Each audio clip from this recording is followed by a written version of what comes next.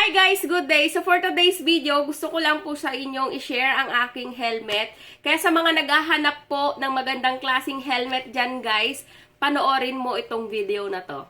So ayan guys, ito po ang Spider helmet, Raj Matte Pink. So meron na din po siyang sticker, ICC sticker, which is nakapasa po siya sa quality standard po ng ating LTO. Nung kumuha po ako ng student license, sinabi po doon sa TDC guys, doon po tinuturo kung ano yung mga dapat at hindi dapat nating gawin mga rider sa kalsada. Isa po dito, ang tinuro po nila ay sa paggamit ng magandang quality ng helmet. Unang-una, meron po siya dapat sticker. And hindi po siya nabibend or nayuyupi sa kanyang nguso. So yun po yung tinuro doon sa TDC nung ako po ay kumuha ng student license. Kasi meron po akong nabili guys sa Shopee na eto po guys, tignan nyo, nayuyupi siya.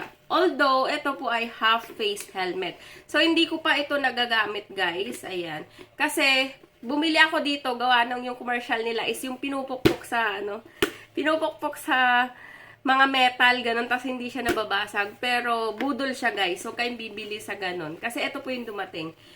Malambot po siya. Nayuyupi po siya. So, ayan, guys. I-share ko sa inyo ang nabili ko na quality na helmet. Ito po ang Spider helmet.